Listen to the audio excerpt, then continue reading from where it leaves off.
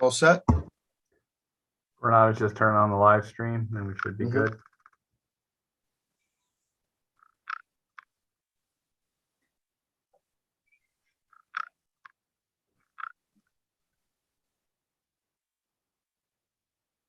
Just give it a second. It's taking a minute. Okay, we're live. Okay, very good. Hello, everyone. I want to welcome you to the Town Planning and Zoning Commission meeting, special meeting for January 26, 2022. The first thing on the agenda is the Pledge of Allegiance. If you could all rise. I pledge allegiance to the flag of the United States of America and to the republic for which it stands, one nation, under God, indivisible, with liberty and justice for all.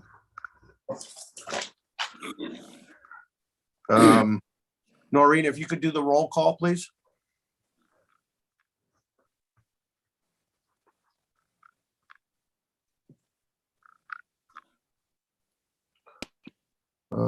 Yeah. Chairman Payne, Here. Commissioner Claffey, Commissioner Fox, Commissioner Haggerty, Here. Commissioner Havens, Commissioner Linares, Here. Commissioner Woods, Here. Commissioner Braverman, Commissioner Gill. Here. Okay. Noreen, also Jonathan Trister has a new seat for Commissioner Fox. And I believe he's on, correct, Jonathan? I'm here, thank you. Okay, very good. Okay. And I'm going to have Commissioner Gill, if you could sit in for Commissioner Claffey, please. And we're at public participation for items not listed on the agenda. Within the Zoom application, raise your hand if you'd like to participate during the public participation.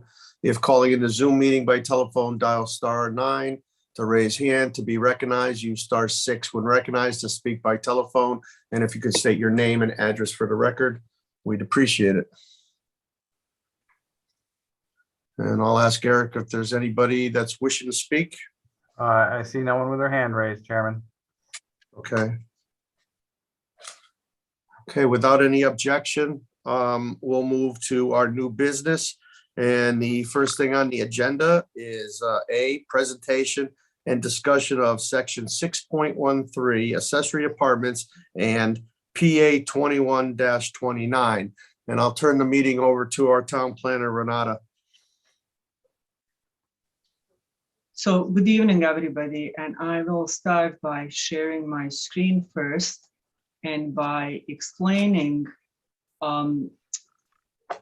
first of all, I want you to know that tonight this meeting is informational. There will be no decisions that are required of you, and there is really a need to just introduce this subject so that we can further consider what we will do with regards to how we regulate the accessory apartments in town of Newington. And what triggers this is, as you may or may not remember, and the new members will not know this, but you can visit some of the old recordings. In July, on 2 meetings in July, I presented to this commission some of the new state law that changed this past summer, that number of provisions in general statutes changed with regards to zoning and planning, and in particular, regulations that impacted zoning and enabling statutes. That is the statute that actually gives you the right to have zoning regulations and sets the way in which you are to set your zoning standards, in which way you write your zoning regulations. There are two provisions in these changes that deal with ability of towns to have these opt-out provisions. And those included parking for apartments, parking calculations for apartments, and accessory apartments. Accessory apartments in particular, opting out provision has a deadline, which is by the end of this year, which is why I wanted to bring this early so that we can have this discussion early on, figure it out, and have this process completed in plenty of time so we don't struggle with any kind of deadlines in that. If that is, what we end up deciding in the end. So just that's a big sort of broad framework of this. Now, with that in mind, how I decided to do this is I'm going to explain what our regulations have, how we regulate this right now, which Newington is actually good. At least we allow accessory apartments. We have regulations on how we do it, which is some communities don't allow them at all, period. But within our regulations, within how we do it, there are certain provisions that violate this new now law. So I will go section by section and show provisions that are problematic. And then from there, we will talk, how we want to deal with this. So the first part is we start with, let me just move this because I have all of your pictures in front of my letters here.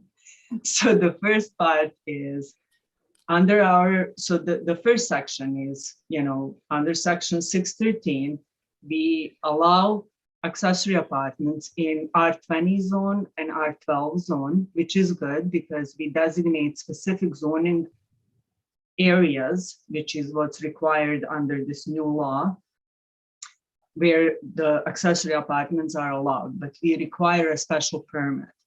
And under new state law, that's not allowed.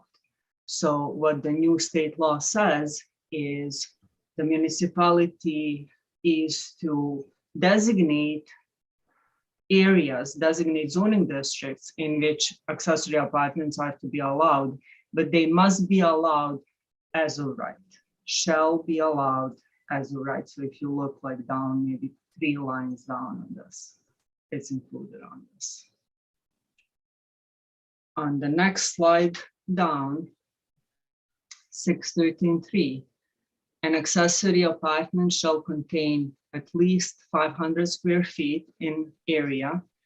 And then we talk about additions may be made to the side. So we imply that an accessory apartment must be essentially an attached unit. It has to be either within a single family home or it has to be an attached unit.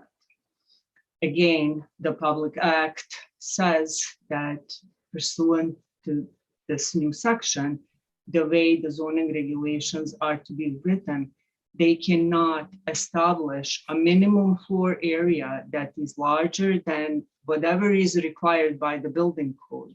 So we cannot set these minimum floor area that are specific numbers. It has to be decided by the building code. We can't have that in our zoning regs. And then the second part is it can also not be just an attached unit. If we allow it, it needs to be attached and detached. The other part where we are out of compliance again, and this one is kind of confusing to me. In that first section, let me just go back a couple of slides. There is this language where it says the accessory apartments shall not exceed 30% of the gross livable floor area of the entire structure, excluding garages and basement. The remaining living area shall not be less than 900 square feet. This state statutes talk about how regulations shall set a maximum floor area, but it's net floor area, to be not less than 30%. So I think we are okay here, but then they say, or 1,000 square feet, whichever is less. So I think we need to fix that by perhaps adding this like 1,000 square feet. But it's all a little bit confusing between the gross and the net and the garage and the basement and whatever. So we should definitely have like some kind of conversation about what we do with this particular provision. This is our definition of accessory apartments. We define them as to have at least one internal doorway. Again, we are talking about a separate living unit that is located within a principal single-family dwelling. So again, we're assuming it's attached, it's inside. This is a separate section again, where we talk about an outside access door and inside door connection. And then in the state law now, there are these provisions that say that new regulations, that zoning regulations will be prohibited from requiring any passageway between accessory apartment and the unit. So you can't have interior doorways. You can't require an exterior doorway. And the other section where we are out of compliance, and we'll see that later on, is this periodic renewal of permits, subsection G at the very bottom. We actually are in compliance with C, D, and E. We don't have F. We don't have any problems with the stuff in between. We are out of compliance with A, B, and G.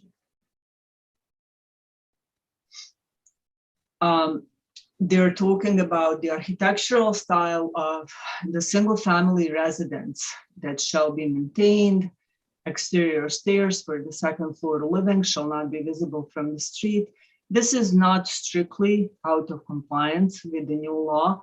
It is a little bit out of keeping with, I think, intent of the law. And I don't know what to say about this. I a little bit worry about the intent of this act, I believe, is to treat an accessory dwelling unit similar or the same as a single family home. So if you allow stairs for a single family home to be visible from the street, I think some lawyer in some court will probably argue that you should allow same for the accessory dwelling unit. But again, strictly speaking, we're not out of compliance with this particular requirements. It may be out of context, out of spirit of the Public Act.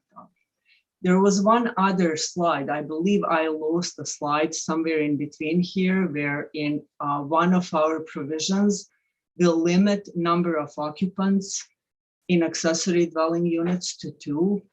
There is also no language in the Public Act that prohibits that per se, but that too is out of spirit. And also that's unenforceable. I think it really is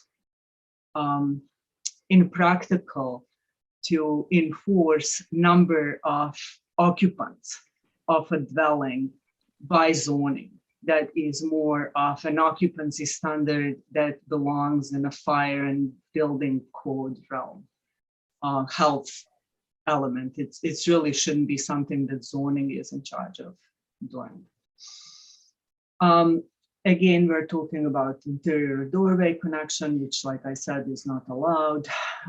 This one we are actually good with, and I like this part because this sets a maximum standards for parking for accessory units. So it says essentially for these additional dwelling units, you cannot have, million parking spaces for small additional units.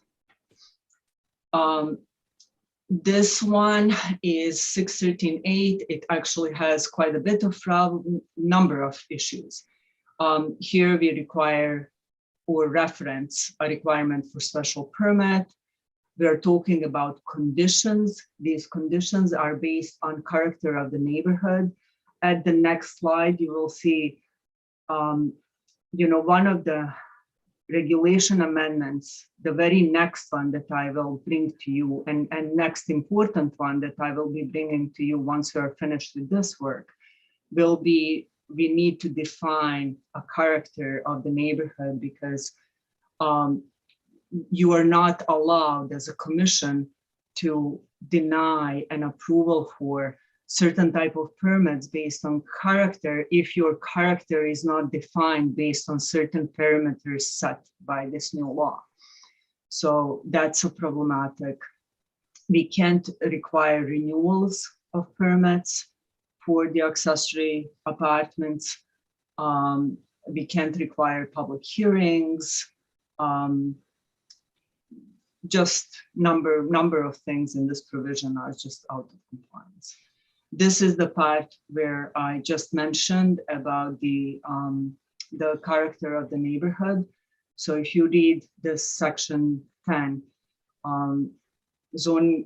subsection D, zoning regulations adopted pursuant to this subsection shall not be applied to deny any land use application, etc., etc., etc., on the basis of district's character, unless such character is expressly articulated in such regulations by clear and explicit physical standards for site works and structures. So we will have to, as a next, our next step, we will have to come up with a text amendment to define that. So after looking at our regulations, looking at new state law, then I looked at our POCD, and our POCD actually supports having or allowing accessory apartments. They're important in our community, and they're really supported by the POCD. They provide for accessory apartments and accessory dwelling units. They allow this dimensional flexibility. They provide for smaller units. They are appropriate in areas where we can zone them as such. And, they will result in affordable housing stock. They are also supported in POCD under action steps on page 66. This is similar to, I think this action step actually is related to this strategy. So the strategy created an action step on page 66. And then throughout the POCD, there is this talk about aging in place and how is that important to this community, and how, and I mean, ever since I came to Newington, that has been a reoccurring theme about how much of a need in this community that is. Accessory apartments are what provides a good solution for aging in place. So with all this in mind, we have options. And our options are to revise our regulations to match the state statutes. And I propose that as at least my preferred option. And then I would bring that proposal to you, and we would open a public hearing and have a community review that proposal together with you. And we can see from there how that resonates with people, how much of, if and how much of an issue some of these changes would that present to people. If we have a provision or two provisions that people do not like, let's say I come back to you with the regulation proposal that meets everything in the new state law, but people simply do not like the fact that we also now allow detached structure or accessory apartment units in a detached structures as a right, then that is a good enough clue for us to hold a hearing, opt out. Propose the zoning regulations that adopt everything. So we make our accessory apartments still very flexible, propose detached accessory apartments as a special permit. And we are in compliance with state law. We have good regulation that regulates how we want it, how our community wants it. And yet we like relax the rules that we're okay to relax by everybody. Our second option is to just say, you know what? We as a community don't believe that changing any of these rules is a good idea. It's waste of our time, and let's just put a stop on all this, and let's, instead of even trying this, schedule a hearing to do an opt-out. So those are our two options, and you can decide tonight, you can decide on the next meeting. I would just advise that we do this at some point soon, so that, because there will be two opt-outs. We have to, if we hold a hearing on the opting out, we have to do it on the planning commission end, on the town council end. I believe in each, it's a 2/3 vote required, and you don't know how long the public hearings will take in each, and we don't want to be constrained for time on any of that. So that is my presentation, and I have 6 minutes. I can't believe that I squeezed it all in time too.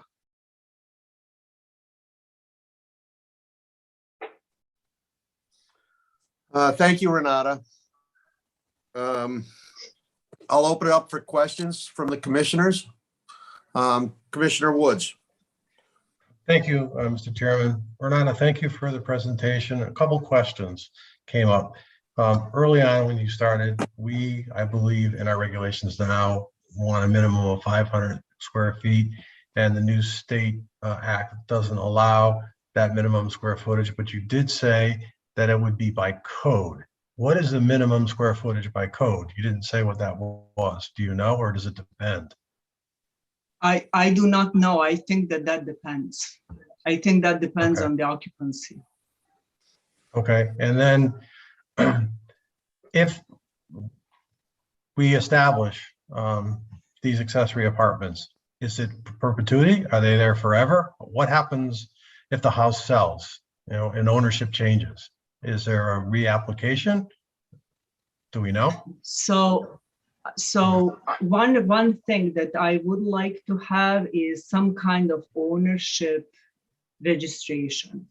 I think it is a smart thing to have, at least to have one property owner on the property, so that it doesn't become like all tenancy type of thing. Mhm. Whether it's owner who lives in accessory unit or in primary unit, I don't think that matters that much, at least not to me. So we can register that, and when people sell, as long as it's owner who lives on the property, I think that could be managed. It doesn't have to be a special permit for that. But that should not be associated with accessory. That can be handled probably through building permit somehow. Logistically, I'm not quite sure how to execute that. I haven't really thought that through, but I think that can be done somehow. I'm sure that can be done. One last question. I don't need the answer right now, but if you could get to us, what is the definition by state statute now of an accessory apartment? What does it include? What does it not include? If you could get that to us, that would be great. And I don't want to take up any more time. That. You do? I do have that, and actually, if you give me a second, I probably can find it and like display it. You know what? I'll find it and display it on my report in the next meeting, if that's okay. Okay, thank you. Under planner's report in the next meeting. Yeah. Thank you, Mr. Chairman. You're welcome. Commissioner Haggerty? Sorry, thank you. A question, and if we only have a few minutes here, but I guess what happens if we opt out? Do we go on the state's naughty list, or And I guess, the basis for that is, why, the state came out with these regulations, but is it really that, like, you don't really have to follow it if you don't want to? And if that's the case, then why don't we just do what we want to do, or what we think is best for the town? So to answer your question, I do not know if we go on some kind of naughty list. I'm pretty sure that we do. I don't know whether there are like some kind of grant ramifications to that or not. However, I think if we end up coming up with the regulations that are good, that work for us, if we have a thing that we can't live with, and we opt out because of that one thing, but we still modify our accessory apartment regulation so that it's better than it is today, I still believe that as a community, we did well. Whether state thinks that or not, it's a matter of us marketing than that. So that's a job for somebody else. All right. Thank you, Renato. Commissioner Gill? Yes, just a quick, Renata, as far as the utilities, I don't need this right now, but if you could get to us what their regulations are going to be is in regards to the utilities. You cannot have separate utilities. So our current regulation say the same. The state regulations say you cannot require that accessory apartments have separate utilities, and that's what we say too. So we're in compliance on that one. Okay, So it just needs to be together. Like you cannot have separate, you and in your regulations, in your zoning regulations, we can't require separate meters, separate installments of utilities. People can do it if they want, but we can't require. okay. Thank you.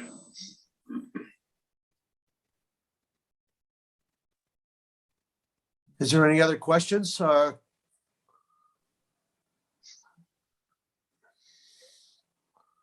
Gail? Basically, this isn't really the terminology apartment is to me misleading. Isn't this allowing little houses? I'll have Renata confirm that, Gail, for you, but my understanding is that you could add an apartment, detached or attached, by right for every single family home in town. So every house could be turned into a 2-family. And that's basically what the state wants. Am I correct, Renata, or am I wrong? In the zoning districts where you allow them. Well, we only have a couple of residential zoning districts, R20 and R12. R12 is kind of small. So if we allow it in R20, that's like the majority of the town. There you go. Yes. Yep. Gail? So it's like you can put little cabins out there. I mean, if they're detached, you need to have, like, I think Commissioner Gill said, or somebody was asking about all the utilities. You have to have, sewer hookup, or you got to got water, you got to have electricity. An apartment normally has a bedroom and kitchen and whatever. If there's no size limits, you're basically allowing 2 houses on a lot or more. I mean, is it limited to 1 accessory apartment per amount of land? Can you have 2, 3? Can we have like little cabins that you see, driving down the highways down south? So if we go by this, our regulations have to allow one. Whether we choose to allow 4 or 5 or 50, that's up to us, but we're only required to allow 1 unless we opt out. And again, like I said, I suggest that we come back with the regulation proposal. And then, because my sense is, honestly, once the community looks at this, there may be things, and I think perhaps a detached provision will be the one that people will be perhaps more sensitive to than some other things that could trigger potentially opting out. But if that's the thing that we're opting out for, then we still have accommodated number of other things that made our existing regulation much better than it is right now. So that's still, in my mind, a plus. So I still would recommend that we do it that way rather than doing an opt-out without, at least doing a little bit good on this other end. And who knows, maybe after we look at some districts and after we map some capacity, maybe the detached won't be that much of a problem as much as I perhaps anticipate. Before we come up with a regulation, Renata, would it make sense, and I'll open it up to the other commissioners, does it make sense maybe to go to the public and ask the public whether or not they would like to have something like this? I mean, I think it's kind of, I don't think the majority of the people want to live next to detached homes by right, or accessory apartments on every house in an R20 or in another zone. An R12 zone is kind of small, so I would imagine we'd probably want it on the larger lots. But that's our most protected single family homes. I just don't know if people are would like that. Any commission? Mr. Chair, Yes. I was just going to say, what you are talking about sounds to me like a public hearing for an opt-out provision, and that is your option too. So, you can do that if you want. Mm-hmm. Is there any other comments from commissioners? Gail, are you all set? Okay. We'll open it up for public participation. If there's any public wishing to speak.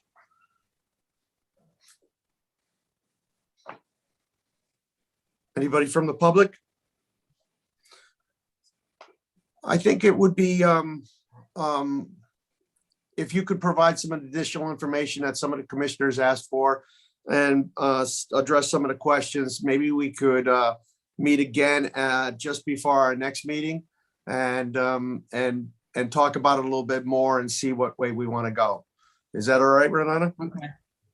Yes, Okay. that is perfectly fine. Thank you so much. We have Okay. to log out and log in. Okay. So so everybody understand? Yeah, we're going to let log me out, just, log back in. yes. Okay. So can I have let a me motion just, to adjourn? Do you want me to adjourn now or? Mr. Chair, let's just inform the public that they need to log out and log in. Okay, so you'll have to So log out. and log log into back. the regular. Log public. into the regular Yes. meeting. That's correct. Okay, Yes, please. All right, I'm Okay. going to stop. I'm going to stop the meeting now unless you want to adjourn first. Sorry, Dominic. yeah, if I could adjourn, I'll remind everybody, if you're the public or commissioners, you have to log out and then re-log back into the next meeting.